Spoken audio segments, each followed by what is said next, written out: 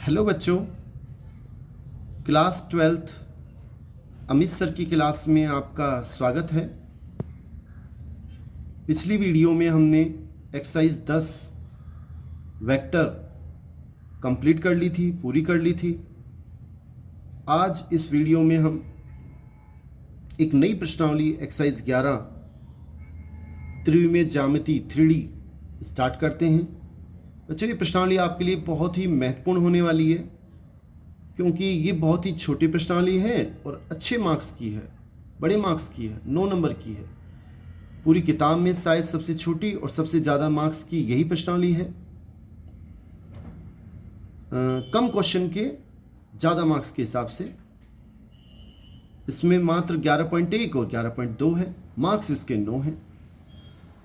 Question इस प्रकार आएंगे कि इसमें 2 क्वेश्चन रिक्त स्थान एबेसदे वाले एक एक अंक के आएंगे। एक क्वेश्चन 3 अंक का आएगा, एक क्वेश्चन 4 अंक का आएगा। मतलब कुल टोटल 4 क्वेश्चन आएंगे 9 अंक के।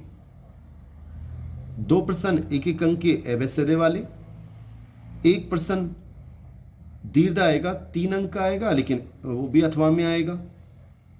एक प्रश्न 4 अंक का आएगा, वो भी अथवा में आएगा। अथवा का मतलब 2 प्रश्न देगा, कोई सही करना होगा।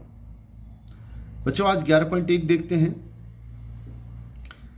मैं कहता हूं आपसे 11.1 में आप केवल 5 क्वेश्चन कर लें। जितने भी एग्जाम्पल हैं, क्वेश्चन हैं, आप कुछ करने की आवश्यकता नहीं है। 5 क्वेश्चनों में मैंने उनका निचोड़ डाल दिया है। अगर ये आपको सीख लेते हैं तो ऑटोमेटिक हो जाएंगे। पहला क्वेश्चन इस प्रकार, क्वेश्चन 4 इस प्रकार से हैं। ये 5वां क्वेश्चन है। बच्चों, इनको हल भी करते हैं हम। पहला क्वेश्चन इस प्रकार है, यदि एक रेखा एक्स वाई जेड अक्षों के साथ 90 डिग्री, 135 डिग्री और 45 डिग्री के कोण बनाती है तो दिक् कोसाइन ज्ञात करो। देखते हैं। हमें दे रखा है अल्फा का मान एक्स अक्ष से 90 डिग्री, बीटा का मान 135 डिग्री और गामा का मान 45 डिग्री। दिक् कोसाइन ज्ञात करने हैं।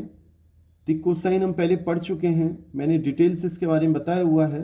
आप उस वीडियो को देख लें कि L बराबर कोस अल्फा, M बराबर कोस बीटा, N बराबर कोस गामा। अल्फा का मान 90 डिग्री है, कोस 90 का मान होता है 0। 10वीं क्लास में जो टेबल होती है वहां से आप देखें। M बराबर कोस बीटा, बीटा का मान 135 डिग्री। एक वीडियो मैंने डाली भी है 11th क्लास के नाम से, आप उस वीडियो में देख लें। मैंने बहुत डिटेल से, बहुत अच्छे से बताया है कि जब भी 90 डिग्री से बड़ा मान हो तो कैसे निकाला जाता है।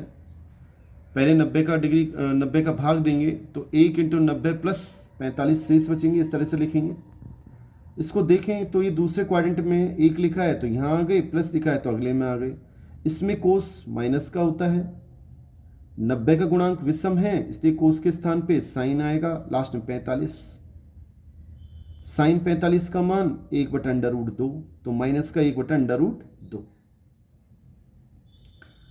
ये m का मान आ गया। n का मान क्या हो जाएगा? कोस गामा, गामा का मान 45 है, यानी कि कोस 45 का मान 1/√2 होता है। बच्चों, ये आप टेबल से देख लें। LMN का मान अपना ये आ गया, ये अपना आंसर आ गया। नेक्स्ट क्वेश्चन दूसरा देखें। एक रेखा की दिक् कोसाइन ज्ञात करो जो निर्देशाक्षों से समान कोण बनाती है। मतलब हमें दे रखा है अक्षों से जो समान कोण है, अल्फा बीटा गामा, वो बराबर हैं। दिक् कोसाइन ज्ञात करने हैं। L का मान हो जाएगा कोस अल्फा,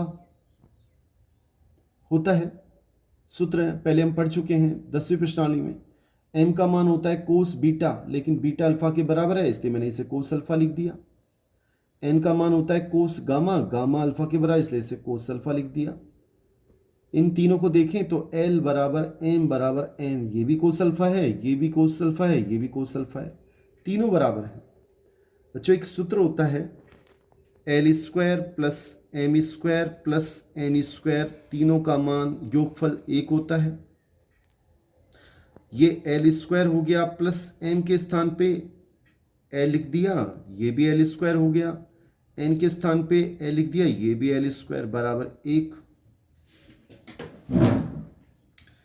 तो ये हो गए अपने पास 3l² बराबर 1। यहां से देखें तो l² बराबर 1/3, दोनों और वर्गमूल किया तो l बराबर आया ±1/√3।